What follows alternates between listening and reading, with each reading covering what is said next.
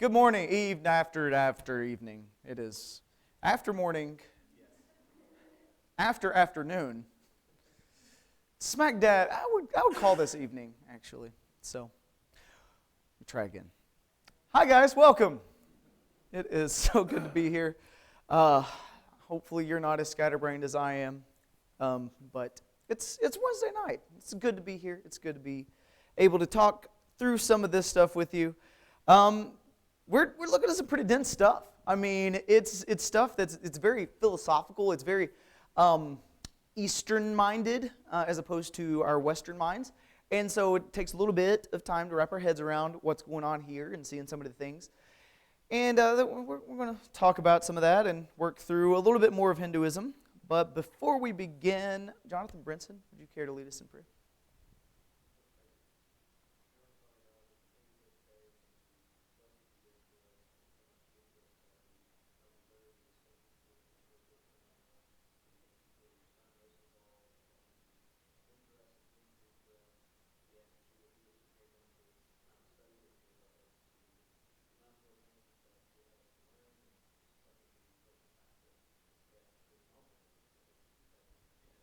Amen. Thank you. So as we were discussing on Sunday, there is a lot to be said about Hinduism because it's, for one of the oldest known official religions, even though, as we talked about, it's really a stretch to say it's an official religion. Because really it's something that's developed over time that is a classification, sort of an umbrella term, for several different viewpoints and several different ideologies. Hinduism came from a mispronunciation of a mispronunciation of a mispronunciation. And that's where we got Hindu. It was because somebody else called them that, and the name sort of stuck. So it's this name of the religion is essentially the religion of people in India. That was like the distinction for a long time. Now, has Hinduism spread to other places? Yes.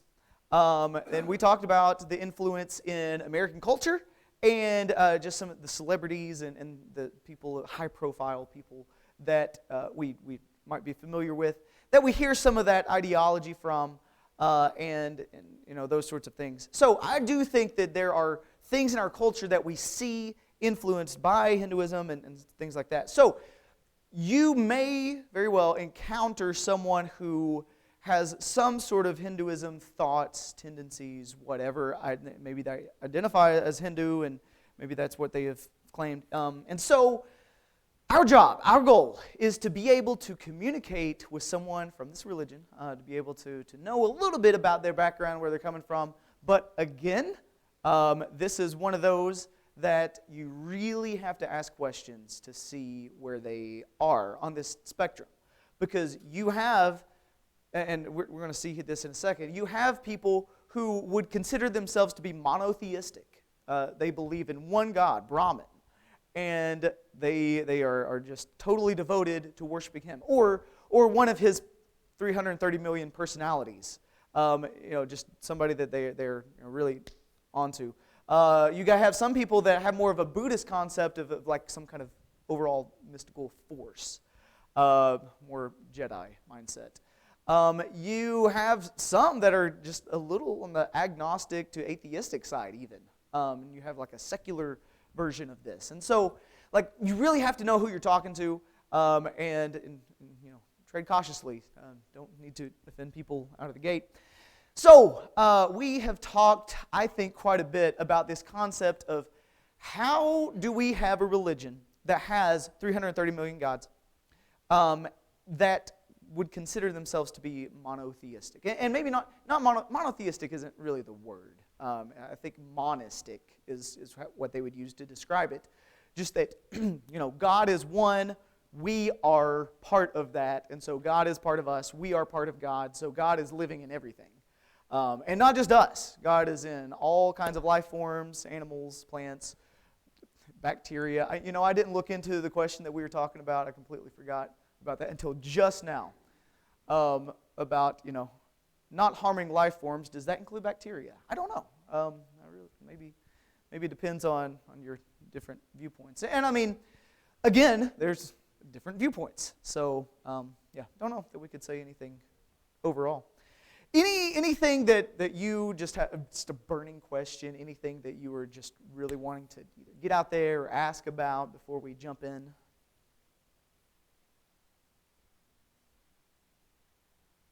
Because I am looking forward to your burning questions and stuff too. Because this is just, it is really interesting. I mean, there's just a lot of, just hard to wrap our minds around a lot. Now, keep in mind, once again, one of the major takeaways from this entire class, like this entire quarter that I want us to consider and think about is how people of various religious beliefs, they're very sincere in what they believe. And they wholeheartedly just go out for it. And they're totally motivated of serving what they see as the way or the truth or whatever. And so we have to be mindful of that in our discussions so that way we can connect, and that we don't just assume that just because someone believes something differently than you do that they are evil, mean, or just insincere. Maybe they are, but chances are probably not. I may be getting this mixed up with Buddhism, but would a Hindu describe their life as a journey more than a religion? Actually, yeah, probably so. And it's strange because Buddhist teaching depends on who it is. I heard a Buddhist teacher who was very adamant. It was like, no, this is not a journey. This isn't even real. This is just part of this overall existence of eternal whatever. But Hinduism, I think you would see a lot more of it is a journey, and we have this journey that transcends our lifetime. I mean, Buddhism also has the reincarnation, rebirth thing. But with Hinduism, it's very much so you as an individual soul. You are not an individual. What? No, sorry, I said that wrong. You don't have a soul. You are the soul. So I think, we can relate to that. But you are this individual soul, and they call it the Atman. And so that is what passes from one cycle of reincarnation to the next, so one lifetime to another. And as we go through this cycle, your karma determines what you're born into. And so we're going to see this caste system, and there are 4 levels, well, kind of 4.5. You have this one untouchable level, but you have these 4, one that's very the underclass, and then the 3 others are the upper castes. Anyways, what they would say is that you were born into the caste that you deserve to be born into, or the things that you experience in life are because of your past life's karma. So if you're born with some kind of physical deformity or some kind of mental thing, it's because you were bad in your last lifetime. Or if something terrible happens to you, it's because of what you did. It kind of reminds me of the discussion of the disciples with Jesus in John 9.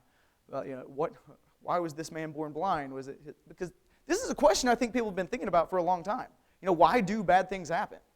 And so it always comes back to something. And this ideology, which has developed over several thousand years, has really honed in on some of these thoughts and concepts. We are the way we are because of what we did before. And that's what makes sense to them. Any other thoughts or anything? I think we are on page 45, this worship section. So the right side, sort of middle, page 45. Talk about worship a little bit. Now, the author uses this idea of like spiritual points or whatever. I mean, it's karma. It's you earn good karma for certain things. Even come in contact with some holy objects. Or even, there is a concept of washing in a river, specifically the Ganges. That's supposed to be like the river that flowed directly from Shiva's hair, or Vishnu, there we go. So it was like, this is like, the river is kind of like a god in itself. It's very spiritual, and so It's like a ritualistic washing type thing. Anyways, there's a lot of mythology about that as well. Don't have time to talk about. Hindus can worship in their homes, and actually they do. That's a big part of Hindu worship. There is individual worship. There's also some collective worship as well. Depends on where you are and what you have. I did not look to see where the nearest Hindu temple, Hindu shrine, whatever, is around here. I don't know. And so if Aaron finds that by Google in the next 5 seconds or 10 minutes, let me know. But there are several, and that is a thing that does happen. The beliefs about Jesus are really interesting to me. They do, a lot of them do say that Christ was an avatar of one of the gods. So like our concept of incarnation, God becoming man and coming to the earth, they very much have that concept, and they call it an avatar. What they say is, depending on which major god it is, I think Vishnu has 10 major avatars. 9 of them have already came. There's one that they're waiting for. And just at different points in time, an avatar has to come into the world. Now listen to this. What they say an avatar, the reason why an avatar has to come to the earth is because the righteous people have been persecuted, and this is judgment on the wicked. So the wicked people are taken care of, so that way the righteous people can thrive. And that's the point, that's the purpose of these avatars coming. Which, in contrast to what we see, what was the purpose of Christ? He didn't come to just destroy all of the wicked sinners. If he did, we would not be here. But Jesus came to seek and save that which is lost. So I think that's a major difference and major distinction there.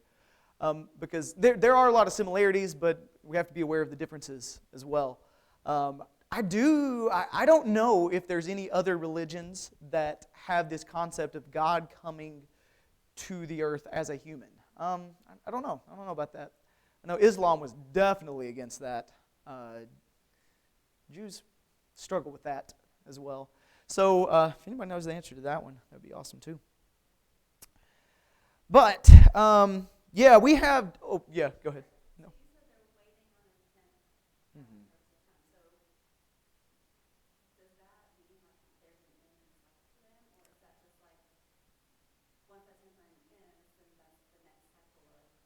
I think that's what it is. So the 10th and final avatar is supposed to be... Picture it on like riding a horse. It's very much flavored like the Book of Revelation, actually.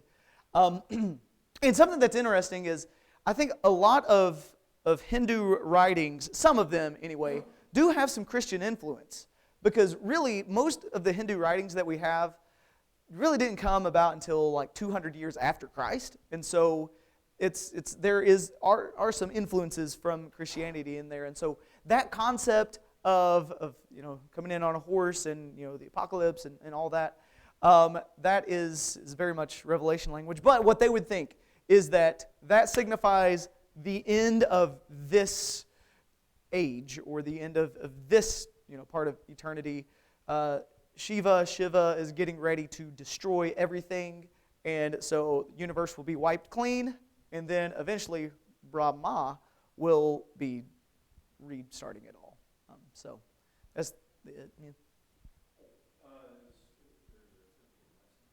Oh, okay.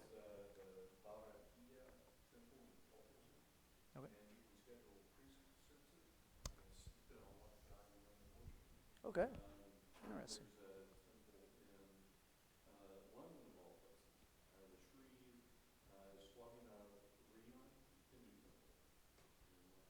Okay. I didn't. So I mean, pretty close. So would not be surprised to find some Hindu people close by. I'm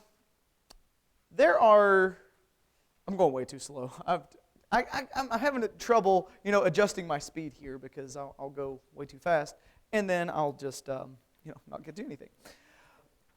But this idea of man in the universe, we've talked about the whole idea that Atman is the individual soul. We are all part of Brahman, and we individually, our goal is to come to this realization. It's a self-realization that we are Brahman and we are part of that. And that is like the enlightenment, what Buddhists would call nirvana, what Hindus would call moksha, yeah. And that is just eliminating the idea of self. So we realize that we are fully connected with Brahman and we are, part of that. So there's not a notion then that Brahman. Yeah. There's not a notion that you can have even that he's a he, or that it's Right. just a kind of an essence. Essentially, yeah. And so the idea of a personal relationship with this God is not really attainable. It's not. It just depends on your branch of yoga, actually.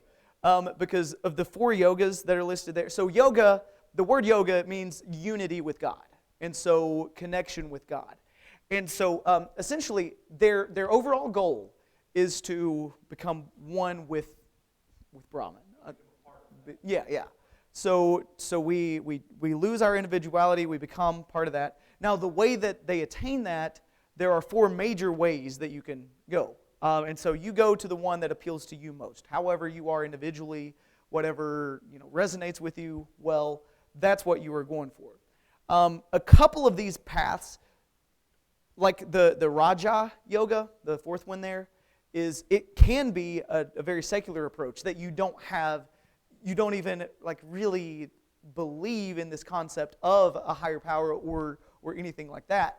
It's just you are trying to be one with the universe or whatever there is. The only one that I would say would hint at a personal relationship with a creator would be, which one here? It's the Bhakti. And its love toward God is expressed by devotion to a guru, the embodiment of divine grace, and it also involves the recitation of God, the name mantras. And so that one is the only one that you would have, a God to cry out to, or someone that we would consider personal. But I think the concept of personal would be different than what we would see it. It's still more of an angry, vengeful God that takes, retribution to, things that are done wrong, as opposed to someone who grants salvation. If that makes sense. And that's where I was driving. That's where I was trying to connect that to in my mind.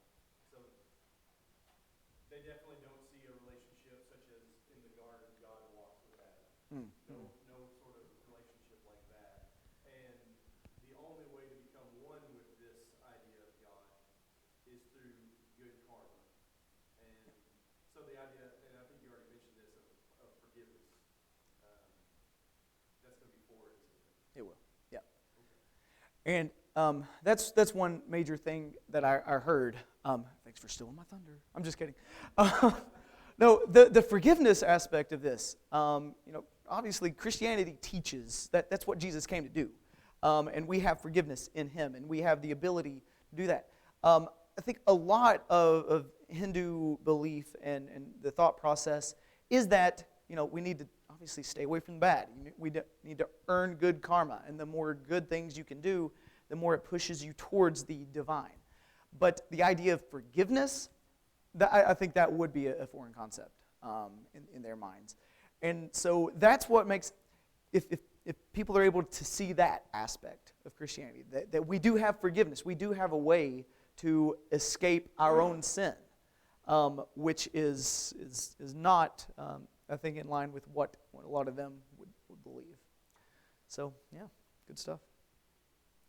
Any other thoughts on that? Makes you think. It really challenges. So we talked about all of that. That's pretty good. So the salvation, the four types of yoga, philosophy of yoga, union with God, and that's essentially what that means. 4 different pathways to God. Not all of these pathways include body movement. That what we would consider, stretching and we consider yoga. That's definitely Raja Yoga. And it's techniques, body techniques, breathing techniques. And Raja Yoga, there are actually, I think it's called 8 limbs of that yoga. And so it's not only the body movement positions and the breathing, but it's also the way of life. And it involves meditation. It involves just different aspects of your life. Staying away from certain things, not being involved, not lying, stealing, whatever. There's ethical and moral aspects to that as well. So it's devoting yourself to, and maybe not even the pursuit of God, the pursuit of salvation, the pursuit of this idea of samadhi, which samadhi, by the way, there's a lot of words. There's a lot of words we're not familiar with. That is like the first step into moksha. Moksha is the ultimate goal, to be one with Brahman, to not have to enter the reincarnation cycle again, to be able to escape that. But while you're still living, you can consider yourself to have achieved samadhi, which is union with the absolute, whatever that is. And once you die, you will experience moksha. Just exit of the system. And again, you don't have to believe in God for that one. The karma yoga. Karma yoga, Gandhi. Gandhi would be considered someone who practices that type of yoga. He's going for that yoga. And it's the idea, and again, that one, you also don't have to believe in God for that one to work. It's just you are doing more good than you are doing evil. And so the concept is that, did I tell you the idea that, if Brahman is the circle, then we are the circle inside that circle, like that thing? The idea is, according to karma yoga, every time you act in an egotistical way, anytime that you do something, even if it's good for other people, if your intentions are self-serving, self-motivated, like the line around your circle just kind of darkens and you become even more an individual and less like Brahman. And so you are getting further away from being like Brahman. But the more good you do, the more that you are self-sacrificing, doing things for others because it helps them, not because you're looking for anything in return. Just the servant mindset and attitude that makes your line fade until eventually you will achieve samadhi, moksha, and you will be one. And that's one pathway to achieving oneness. So there's that one. Now, there are two more. The other 2 ways, there is some type of overall belief in God, or some kind of concept of God. The jhana yoga is typically more of like the Star Wars Force idea. Like there is a force, there is a higher power, there is something, but I don't know that we could consider it to be a God, and they might not even use the word gods. But that one is just like no attributes there, just seeking out gurus and studying Scripture. And this is very philosophical. It's becoming more acquainted with all of the texts, the ancient texts of Hinduism, and learning more about it and studying under different people and that sort of thing. So you're just it's an intellectual type of knowledge, and you're connecting with that way. But the last one, the Bhakti Yoga, what we were talking about a second ago, that one is what most people in India, what they do. And the reason for that, I think, what Kyle mentioned before about a personal relationship with God, this is the closest thing that you would get. Because like in theory and in philosophy, you can sit around and think of a lot of different ideas. And you can develop very, very intricate belief patterns and processes. But what happens when your kid gets cancer? Or what happens when something just really terrible happens in your life? Or what happens when you need to pay the electric bill? Like it's like we have an innate desire, I think, to call out to somebody or something, to look for a higher power, to have something to hold on to. Because in those times, the ideas of enlightenment and being one with it, it's like, no, but what am I going to do about this? And so a lot of people, a lot of Hindus are following this Bhakti Yoga, which is the concept of, we have this God that we are calling out to. But again, it looks different. It looks way different than what we would consider calling out to God. But that is the concept there. Okay. Anything on those? I think it's those that we get like two major divisions. You see there are those three, like the Holy Trinity of gods that they serve. Brahma, oh my goodness, there's a lot of words. Vishnu and Shiva. So those are the three, the creator, the sustainer, and the destroyer. If you are practicing Bhakti Yoga, that means you are probably worshiping mainly either Vishnu or Shiva. Those are the two that are most commonly, most revered. And so depending on what you follow, you would be considered either a Shaivite or a Vaishnavite, and you would be focused on different gods. If you were a Shaivite, that's where you got like Shakti, the Kali, also Ganesha, the elephant head. That's what the Shaivites typically, some of their most important deities. The Vaishnavites, that's Rama and Krishna. So the Hare Krishna, that thing. So that's more of a Vaishnavite thing. Okay, so that's probably a lot more than you ever wanted to know. But there's those viewpoints. 4 main goals in life. There's a lot of numbered stuff, right? And it would be easy to keep track of if there weren't so many. But like the 4 things in life that the 4 main goals that you can have is Dharma, which I would say / karma. So Dharma is like the teaching, the way of life, the way of doing things, which includes karma, the good, bad karma. I would think almost all Hindus would say karma, that's what drives this. I think they would definitely say that. Kama is knowledge of love, sexual, sensual pleasure, joy, happiness. That is a major pursuit for a lot. I wrote a book on that. Artha, pursuit of wealth, power, attainments through the development of one's potential. So, like achieving status, achieving wealth, achieving those sorts of things. But moksha is the ultimate goal for all of them, I would say. Just that not having to re-enter the reincarnation cycle. Because again, just like Buddhism, the problem is suffering.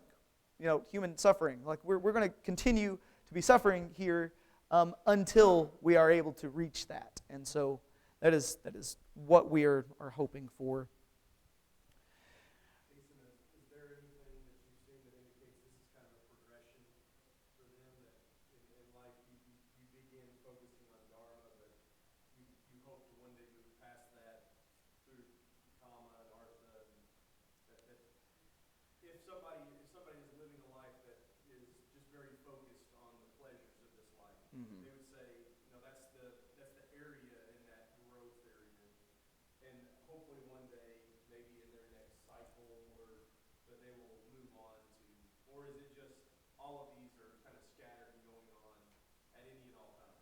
Depends on who you ask, as most. But I will say this: a lot of times it is one of those things that Hinduism appeals to a lot of people because it's an idea that no matter where you are, you don't have to change, and whatever your current situation is in life, you do what you do right there, and just work toward this moksha right there. So if you are in a position where you can go after all the pleasures and attain wealth and all that, do it, because all of this is part of Brahman, and so this is just part of it, and so you can enjoy that.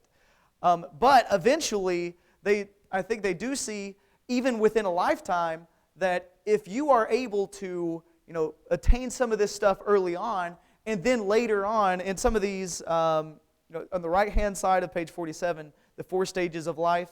If we could get to the forest dwelling or renouncer phase, where you could just say, I've had my fill of this. I've done this while it's lasted. Now I'm going to devote myself to attaining moksha. I'm going to just give up everything. I'm going to renounce all the world's pleasures so I can just really focus in and hone in on this. So that's another pathway, and that's what some try to do at least. And so there is a sense in which it's wherever you are, just do it 100%. And then eventually, if you do that well enough, you'll get upgraded and karma will move you along. But if you want to skip a few steps and attain it in a lifetime, then, maybe go this route. Any thoughts? Or yeah, Matt.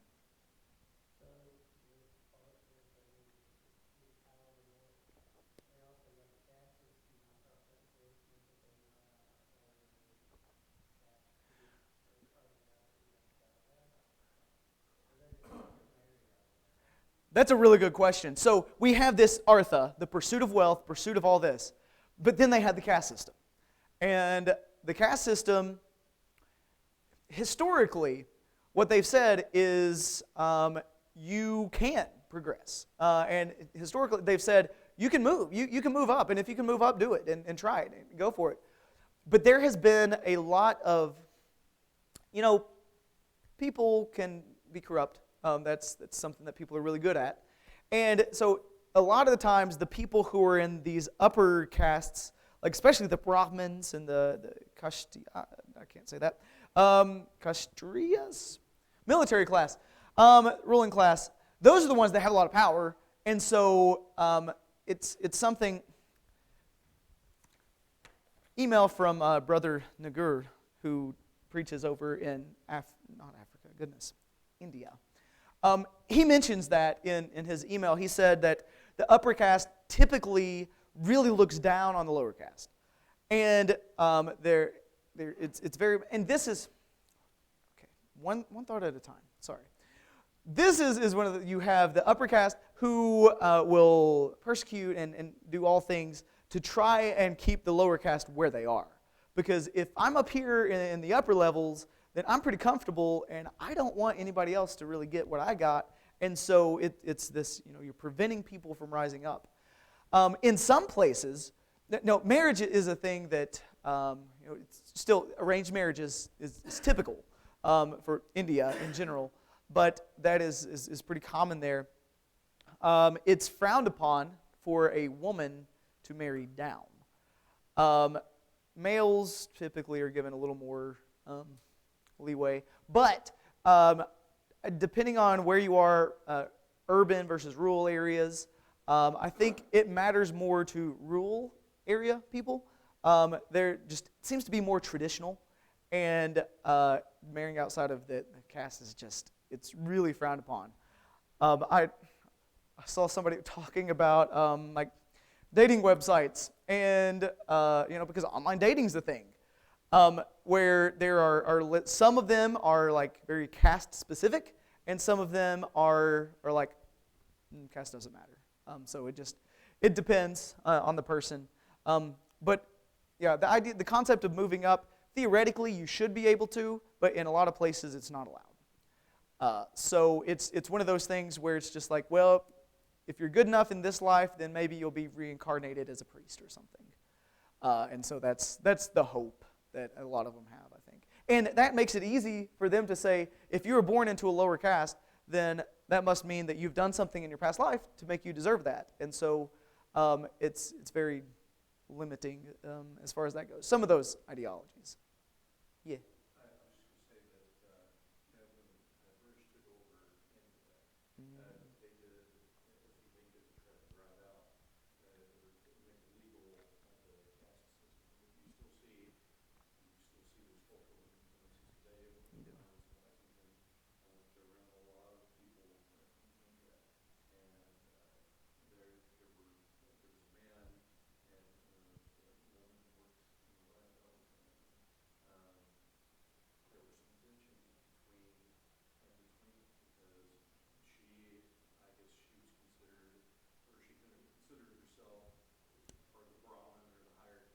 Yeah. system. Lighter skin, more olive complexion. The man that I worked with, he, I guess she looked down upon him as a lower caste. They're both from the same state. Um, he had a much darker complexion, more typical of what we would think of people from that part of the world. Mm-hmm. There were some tensions between them, and that was here. You can only imagine the Yeah, how they might behave back home in India. that's a good point. So that's still there. That's still very prevalent. Of course, for us, we can try to take advantage of that to try to use it as a way to teach Yeah. teach them about God. Amen. It's not a respected Yeah. person. Yeah. And that actually, what Isaac Nagur said is that he's had a lot more luck talking to people of the lower caste because they do feel persecuted. They do feel like outcast. And the gospel message really resonated with them. But then you have influences from the upper castes who will really look down on them, will really make it hard for them. In business transactions, like kicking out of the family, there's all kinds of stuff that happens. And so that's why it's so difficult in those types of situations to be able to reach people with the gospel. And, that's, I hope that makes us a little bit more appreciative of the fact that a lot of us, we don't have to worry about that persecution and a lot of the outside forces. And even like if we are talking to people about the gospel around us, a lot of times it's not going to be like a huge sticking point. Now, sometimes it is. And we have to realize that sometimes our teaching can result in someone being ostracized from their family or being cut off from a will or whatever. So we have to have enough love and care that when we're reaching out to people, that we're ready to assist with other just basic life needs, honestly, and be able to help them through that.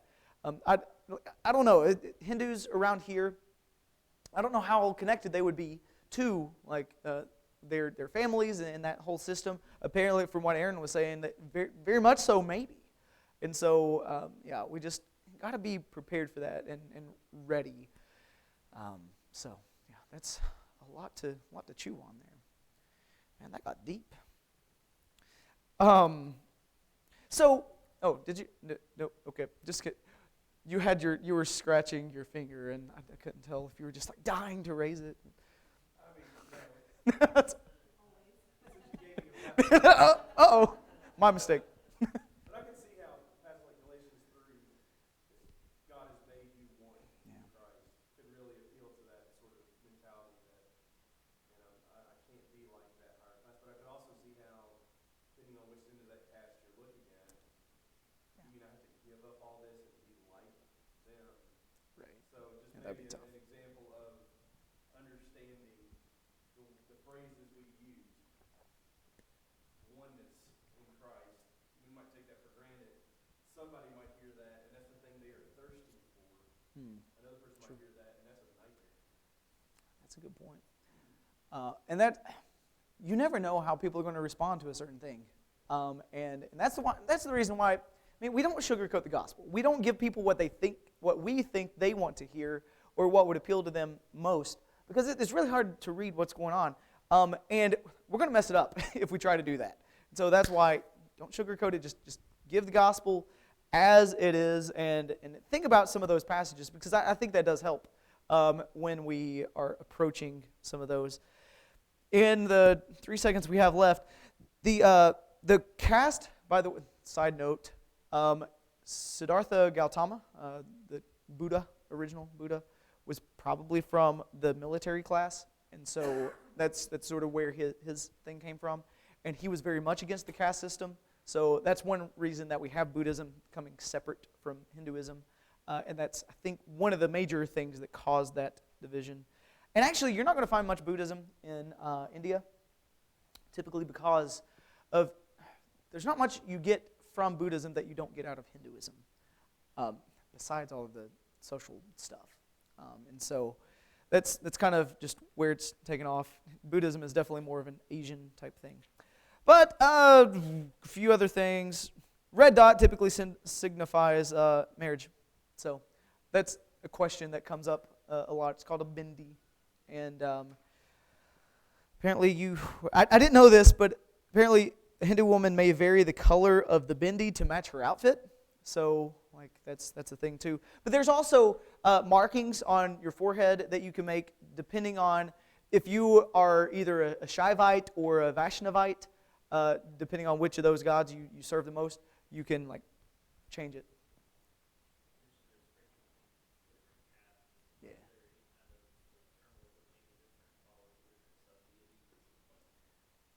I don't know, probably. Well, it depends. It depends.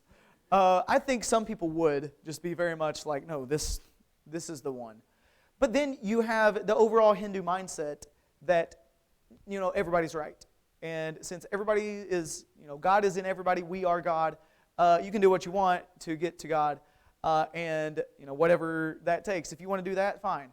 And a lot of times, some of these, even India, they don't care if you come in teaching Christianity or Islam, and they're just like, that's whatever. But the second you start saying, but it's Christ and in Christ alone, or He is the way, and it's like, that's when it starts to get a little hairy. But in general, I think the Hindu mindset is very much coexist. Yeah. That's where we get. That's where the New Age movement has come from.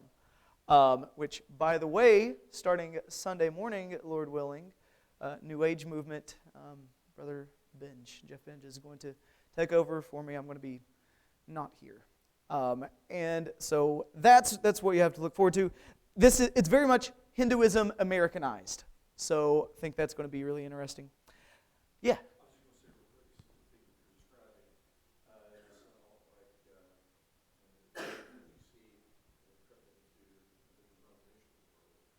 Yeah.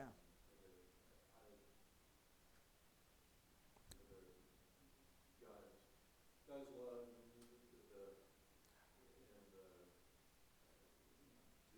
what you want as long as you say you're doing Right. for the Lord and things like that. Exactly. Yeah. Everybody's taking their own path to God. Instead of looking at Jesus as the straight and narrow way, it's like there's all kinds of paths to get to Him. And so, yeah, that's a really good point, because the influence that there is on Christianity, I think, is major, and we see that in the world around us. And so, a lot of these concepts, you might not be so surprised that you're hearing this, because it's very much connected with how people believe right now. Okay, so just real quick, some things to think about as you are approaching someone from the Hindu faith. The forgiveness thing, that is big. Christ offers forgiveness. There's not really an equivalent to that in those teachings. Also, something to consider, historical accuracy. Nope.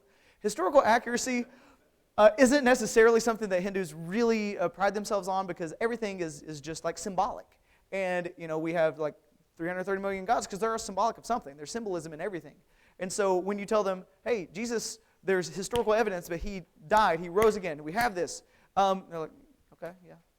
And so, like, don't be surprised if you run into some of those brick walls when you're trying to discuss things with them. It's good to show what the Bible says about things. Things like Jesus offers rest to the weary. Like, that is just amazing. That's really powerful. Matthew 11.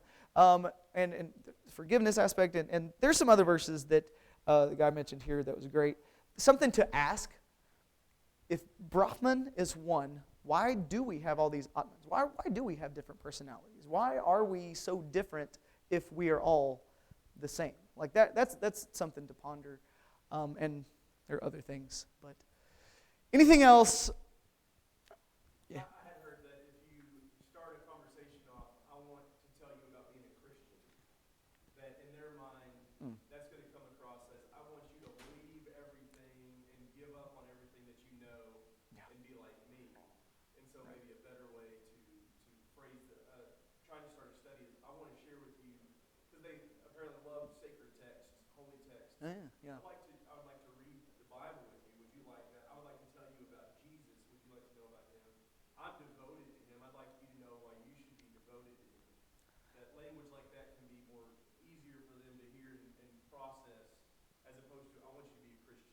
Mm. Because again, Yeah. that's a different caste, basically. Maybe not the right term. I'd say I like that. There's a quote here from Gandhi that says, "I shall say to Hindus that your lives will be incomplete unless you reverently study the teachings of Jesus." And so, like Gandhi himself said that, and I think that would resonate with some of them. That it's just like, listen to this, and that's a really good thought. Appreciate that. Okay, I've taken up way too much time. Thank you all.